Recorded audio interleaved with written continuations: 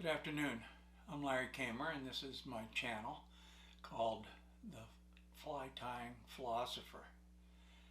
During these videos, I like to talk about ideas while I'm tying flies.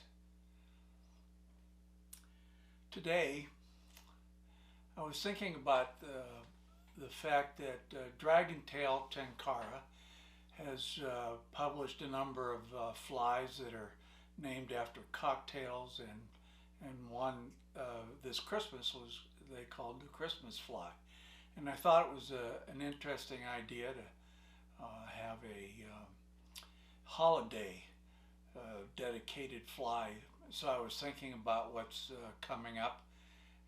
We have Memorial Day and 4th of July, kind of patriotic days, so I thought I would do a red, white, and blue fly today. I have some white hackle feathers, blue ostrich herl, red thread, and some blue tinsel along with green wire. So it's going to be kind of a colorful fly. So we'll get started. I'm going to lay down the red portion of the fly first. This is going to be essentially the head, go down maybe halfway down the shank, and I like to make a little bulbous head, as I've mentioned in the past, to brace the hackle, particularly if you want to do it in a forward facing manner.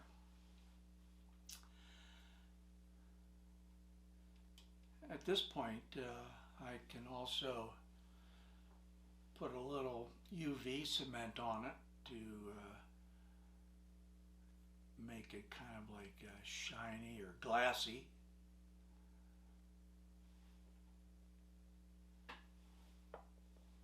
And we'll spread that around.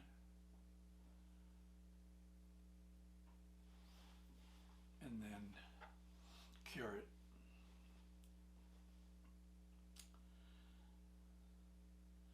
It's a bright sunny day today, new fallen snow, and I was thinking about one day this past season. I was fishing with my wife, stepson, and stepdaughter-in-law on the Au Sable near Grayling. And it was a beautiful day. It was sunny, white puffy clouds in the sky. Water was about knee deep, not too fast, clear. And as you know, the Au Sable in Michigan tends to be tinted cedar colors. It wasn't too bad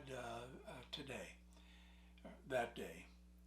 I was watching a mink work the bank on the opposite side of the river, and there was a kingfisher sitting in the tree above me. And I was thinking it was a perfect day. So that kind of led me to think about perfection. And so today I wanted to talk a little bit about the concept of perfection, and particularly some ideas about rationalist spirituality. Read a book by Bernard Kastrup called Rationalist Spirituality, and it was quite thought-provoking.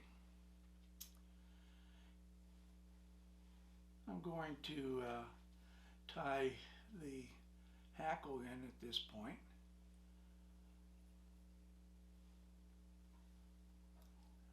Actually just a few turns, 3 or 4 or 5.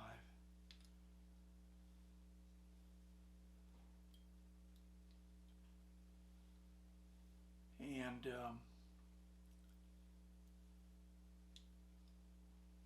that should do.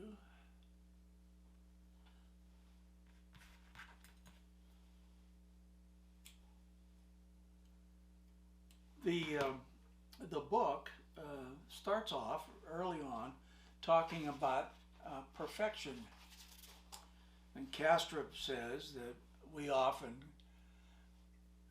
equate perfection with completeness, and that nothing further can be added to a complete entity. And we often think of perfect and complete as being always joined at the hip. But one of the things he points out is that perfection, you might also is considered that which nothing more can be added, and for all intents and purposes, perfection then can't be have a purpose, because a purpose implies that something is missing and is yet to be added, and if it's perfect, then purpose is incompatible with perfection. So we often think of God as perfect, and I can see that this is kind of mind bending when you think about perfection and inability to have a purpose if you're perfect and so forth. But Castrop then deals with this in a very interesting way, and at this point I'm going to switch over to some blue tinsel, and the back end of the fly will be blue.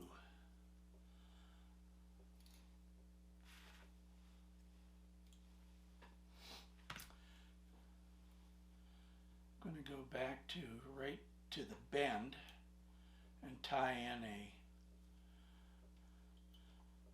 green little piece of wire to kind of make a segmented pattern on the body, and go back up to the spot where we're going to add herl.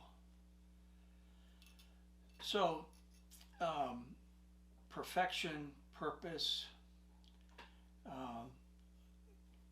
Castrop deals with by talking about the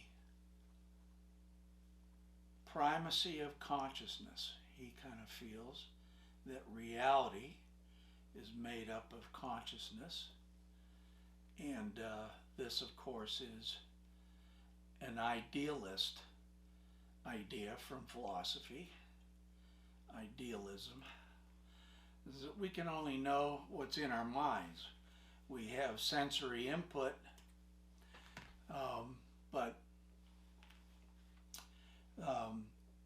the images, the ideas that we work with are those images in the mind only. And as you know from classical Kantian philosophy, knowing the thing in itself out there that we perceive is questionable.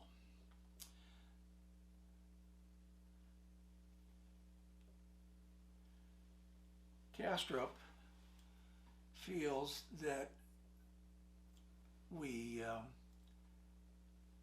are conscious beings, that the highest form of consciousness is self-consciousness, and he feels that perhaps the universe is a conscious entity, all of it, and that it's moving toward perfection, and it's not perfect yet.